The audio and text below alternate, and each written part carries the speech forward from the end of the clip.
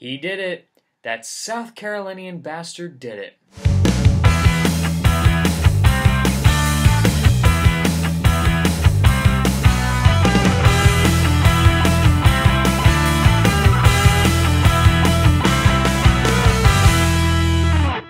House of Cards, Season 3.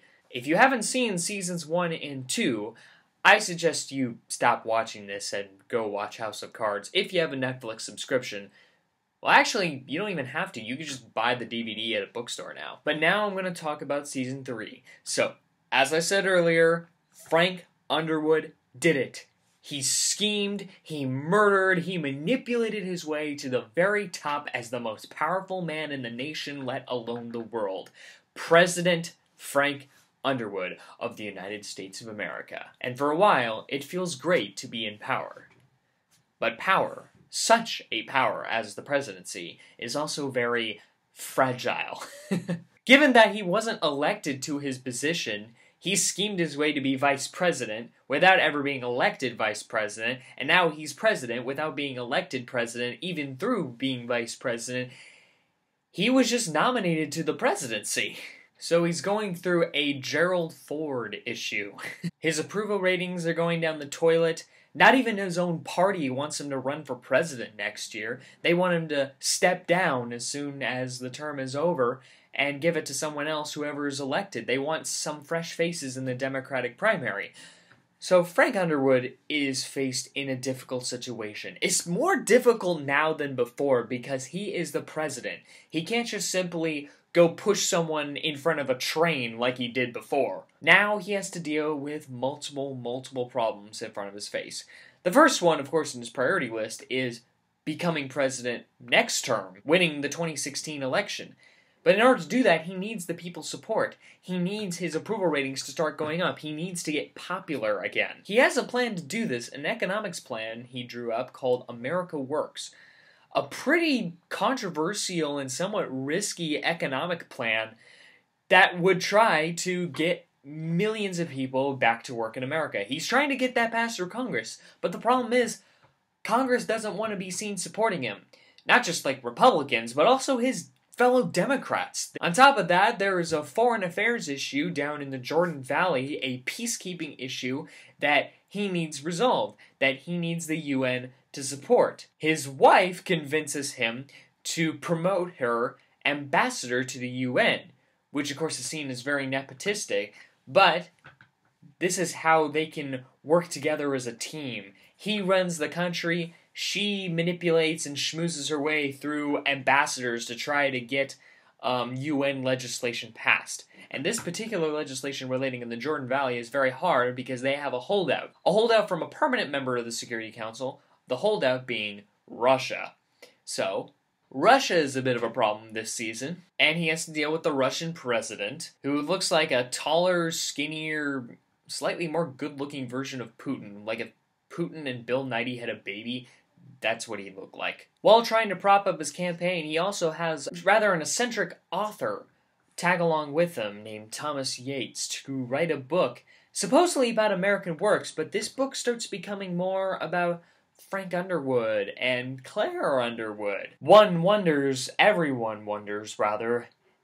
if Thomas Yates is getting too much information, if he's learning a little bit more than he should. Meanwhile, Remy Denton is now Frank's chief of staff at the White House. He still has feelings over Jackie Sharp, who is now in the leadership as House Majority Whip in the House of Representatives. However, she's feeling like she's being left out in the leadership, like her position doesn't actually say much of what she actually does or what she's allowed to do in the Congress. So she wants bigger and better things for herself. She's starting to learn to scheme a little bit like Frank, or she would like to think so anyway. Another challenge in Frank's way is a special prosecutor, Heather Dunbar, who just announced her candidacy for President of the United States, very much to counter Frank Underwood, because she definitely does not believe that Frank Underwood should be running the White House, as she believes Frank is corrupt, which she is right, but she's still against our main character, so we kind of have to root against her. And the final thing I have to talk about in this synopsis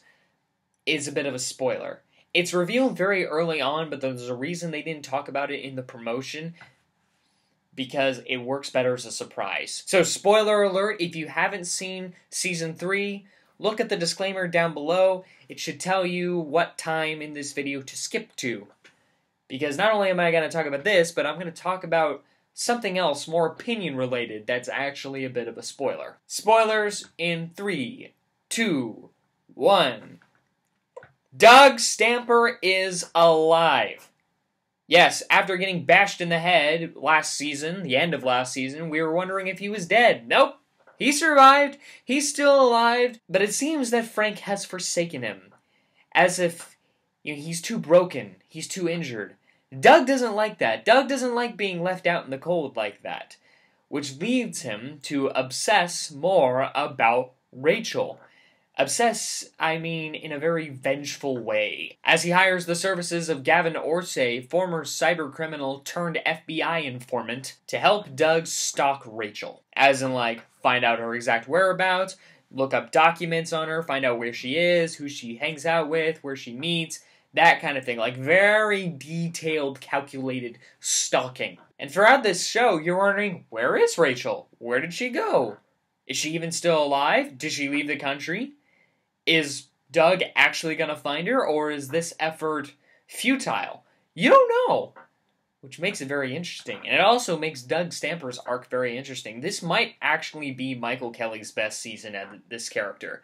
This is where he really gets put to the forefront. Before, he was just this mousy guy that did Frank Underwood's dirty work, but he's become a bit more so. He's coming to his own in this season. And you wonder, does he really need Frank? Does he really need to be with Frank? And now for some stuff that I didn't like. Let's start with that first before I get to the good. Because this kind of criticism is spoilerly, so that's why it's in the spoiler section. At first, I really like Claire Underwood and Frank's relationship in the show. Because of the first half of this season, it's great. She's ambassador, he's president, they're working together as a team. They seem almost like equals. But then, if you watch the show, you know that Claire gets discharged because the Russian president isn't too happy, and in order to get peace, Frank is forced to fire her, or ask for her resignation, that is. So, that's how a rift comes between them, and it becomes so big that by the end of the season, she becomes convinced that, oh, everything I've done is for you, nothing has been done for me, I'm leaving you, Frank. It felt a bit soapy. The decision felt very rash. Like, would she ever do this?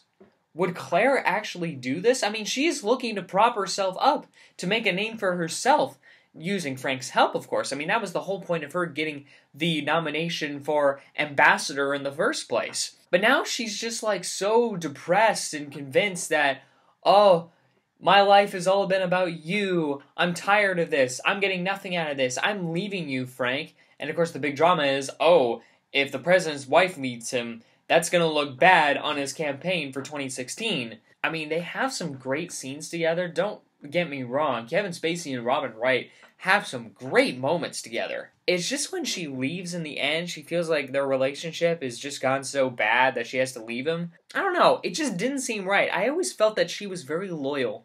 That no matter what, I felt we'd been through this crap before back in season 1. When she separated from him in the first season to go out with that one photographer artist guy. But then she comes back and I'm thinking, okay, that's the end of it. They're together now. If anything, I just dislike this because it ruins a great dynamic for the show. I hope they can work things out in Season 4. When Season 4 comes out, the two characters can work something out and they're back together and we can focus back on 2016. We can focus on the strange nature of their relationship since they're both kind of strange people. But it won't, like, get in the way of the bigger stuff, like 2016 and how he plans on winning the presidency again and what his true agenda is. Alright, now I'm done with the spoilers. I'm going to talk about some good stuff I liked about this season. For one thing, I found this season a lot better paced than Season 2. Season 2, I felt, was pretty slow, actually. This season, the pace picks up a bit. And there's also a much fresher dynamic added to the show. See, now that Frank is president, he's vulnerable. He can't do what he used to do. he can't do so much single-handedly anymore because he is the president. He is visible to everyone. And sometimes his schemes don't quite go the way he wants them to. And I really like that about this season. Another problem I had with season 2 was that I felt that Frank and Claire were invincible. Like, nothing could stand in their way. Any tension that I felt was kind of gone. And that's not the case this season. I was half wondering if this election was not going to go their way. Now, granted, they haven't shown the election, so I don't know. Maybe it's not going to go that way. But the thing is, I don't know. This whole show has been about Frank Underwood getting his way, but I don't know if he's going to get his way this time. I don't know if that's where they're going to go. Now, granted, I've never watched the entirety of the British series. I've just watched the first season, so I don't know how the books end or anything. And I don't even know if the writers plan on going by the books, but just, like, stretching it out a bit. But I can tell you this. If Frank Underwood does not win the 2016 election in Season 4, I will be kind of surprised, but at the same time, I'd be kind of expecting it, because I feel like, okay, maybe this will be his downfall moment. Because I feel like, for someone so bad, to rise so far high, there's got to be a moment where the peak just dips downward. But that's what I really liked about this show. The characters are made more vulnerable, and therefore they started becoming a bit more human, which I really liked. A lot of people didn't like the show for those reasons, because they felt like, oh, it didn't feel like the first season of House of Cards. I don't feel that way, because I feel like making the characters more vulnerable makes the show more interesting, because you actually feel tension. Those are my views on House of Cards Season 3, currently on Netflix, as well as Seasons 1 and 2. Thanks for watching, and I'll see you next time.